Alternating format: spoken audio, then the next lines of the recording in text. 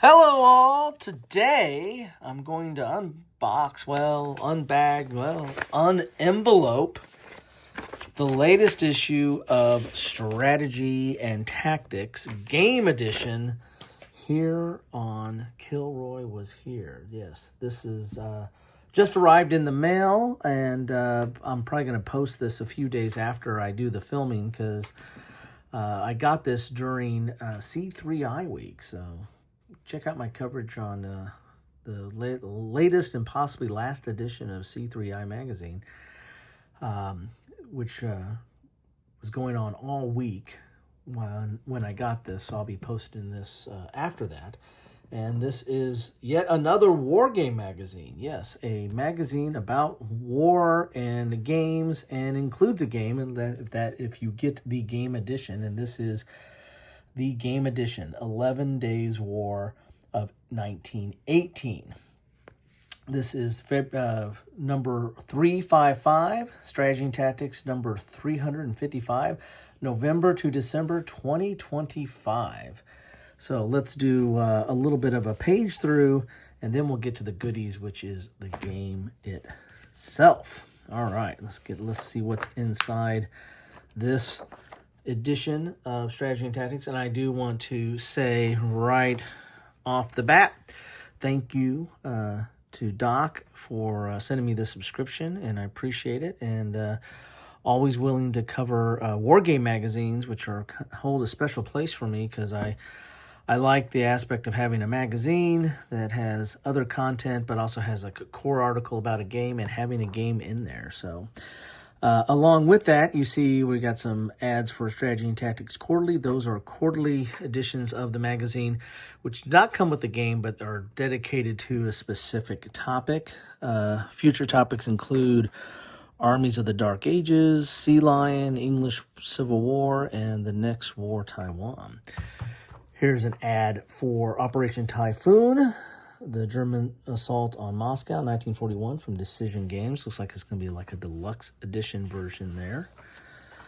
Red Dragon, Green Crescent. This is out from Decision Games, and something I'm interested in. In fact, that's why I originally contacted Doc, was to get a review copy of that, and he sent me this instead, so I'm not complaining.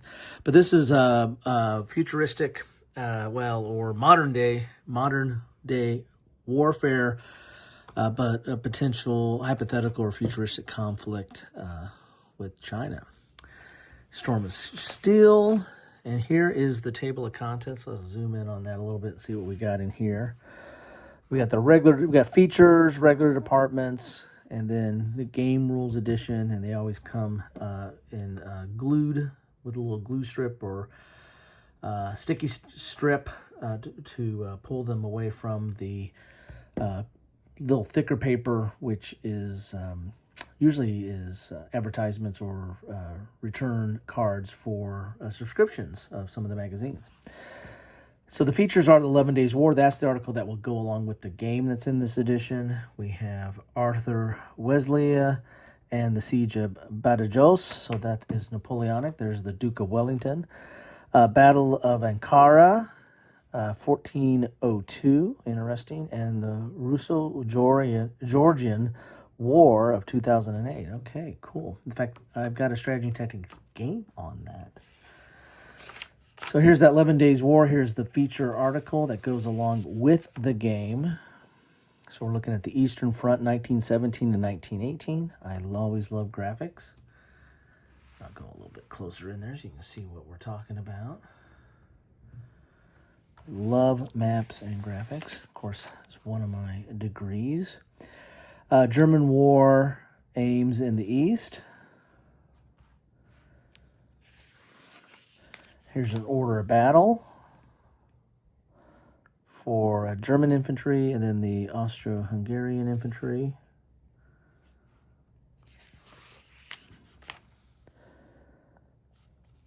We have some images from that time frame as well. And then we have the rules. So as I said before, the rules are easily removed from this little subscription card here. Let's pull back a little bit here. Let's go ahead and pull out the rules. You get to see me derule this. How about that? Well, I don't know what the right term is for. There's that sticky strip. Very sticky. There we go. All right, so here are the rules. There's 16 pages usually, and yes, are 16. So rules are 16 pages. And the designer is, who do you think? Who do you think? It's a strategy and tactics war game, magazine game. Who do you think's the designer? Yes, Joseph Miranda. There's your managing game development, developer, playtesters, proofers, graphics. Oh, Joe Yost did the graphics. Counters and production. There you go. All right, so this is 11 Days War, World War I, East Front, 1918. And it's dual column, full color. Here is an explanation of the counters you're going to see in there. And the different colors for the different counters, different factions.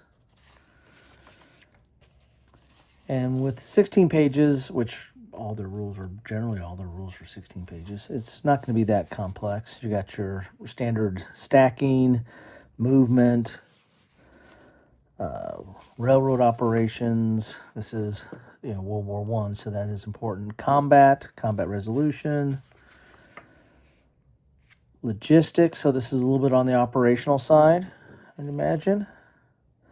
Naval operations and movement, unique units. And so really only 11 pages, and then you get in some unique units and markers and talking about some specifics on that. So some of the special units you might have to deal with, like the Czech Legion, Swedish Brigade, and stuff like that. Here's weather. And that's about it. Then you got the setup. I think there's only one scenario, maybe. Here's scenario. Oh, there's more. There's scenario 1, which is a historical campaign. And then scenario 2, Hoffman's War.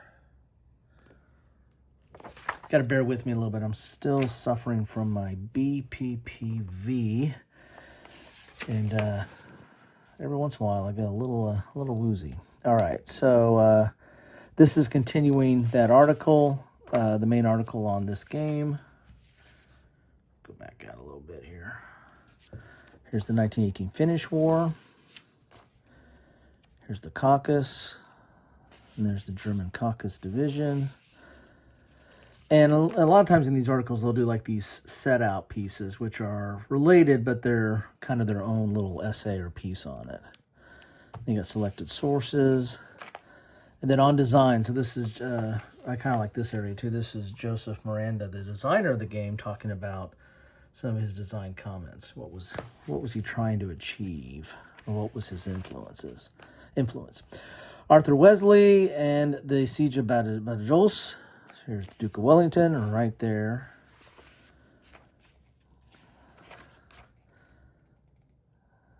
Here's the siege. It's part of the Peninsular War during the Napoleonic campaigns. And then we got a Wellington's victory, the Battle of Waterloo. Another decision game. Imagine that. Here's the Battle of Ankara, 1402.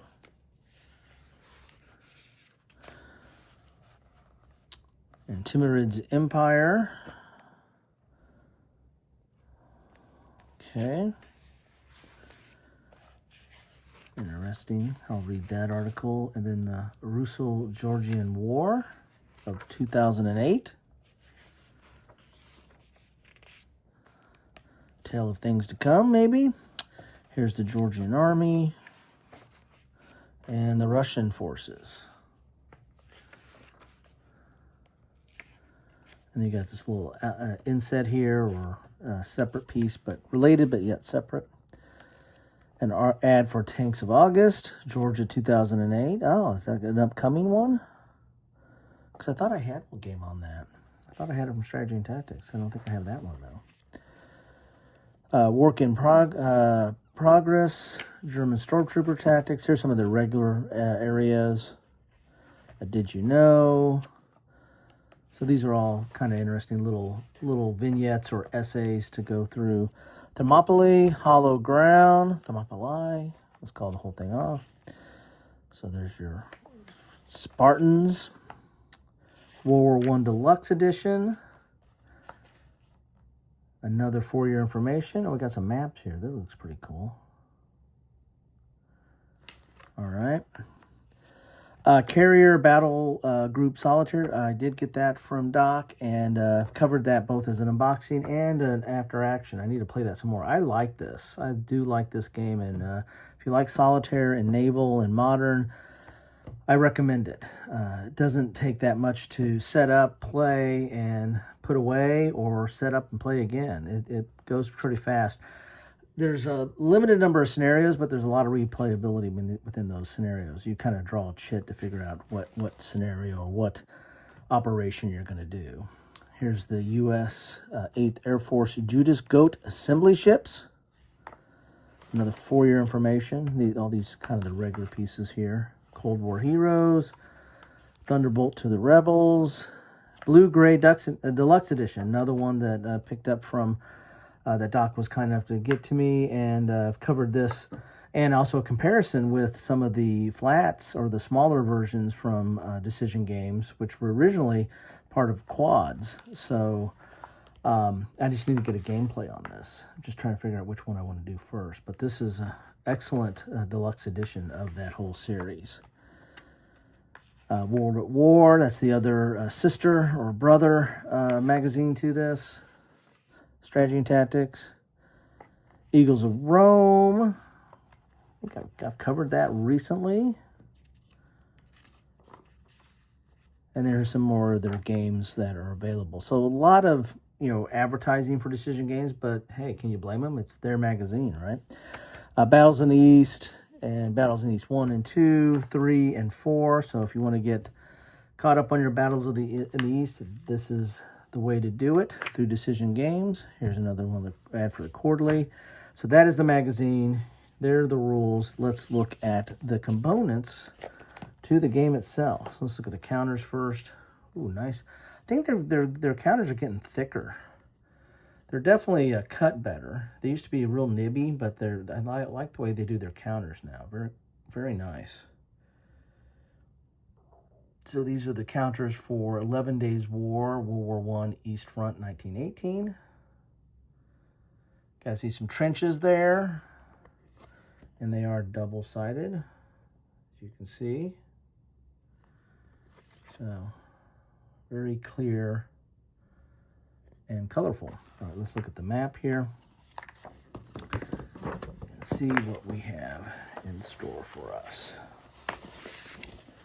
So, as with most magazine games, or a lot of magazine games, especially Decision Game magazines, or at least the maps, you're going to have a lot of the charts and tables and the like on the map itself. So you've got your terrain effects over here, unsupplied, combat results.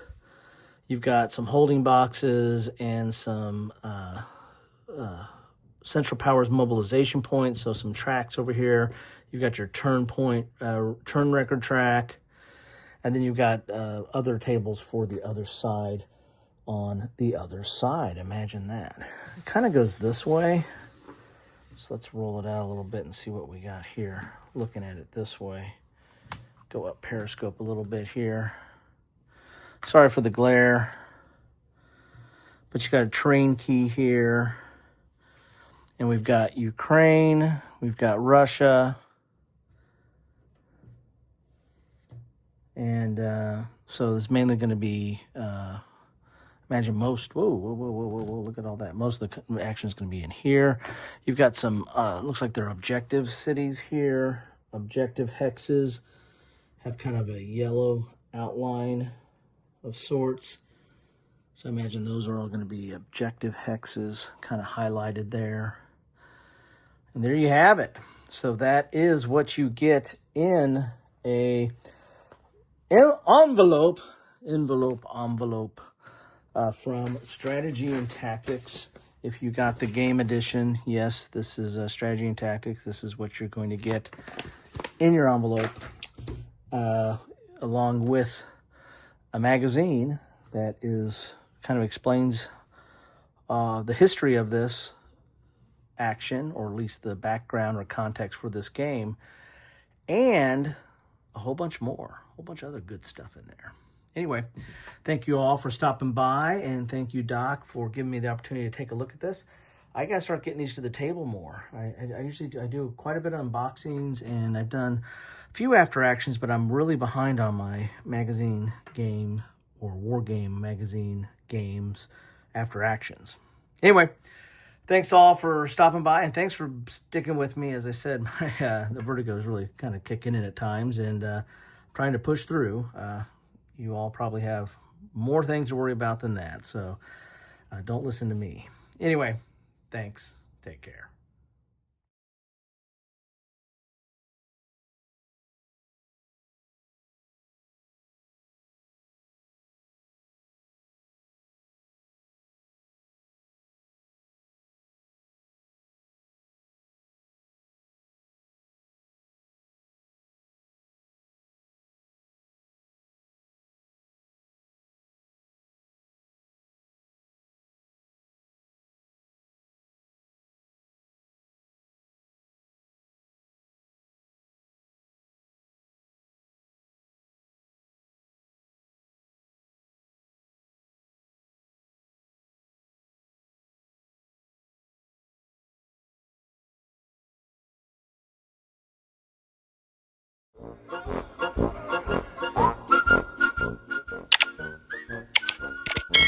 Thanks for watching.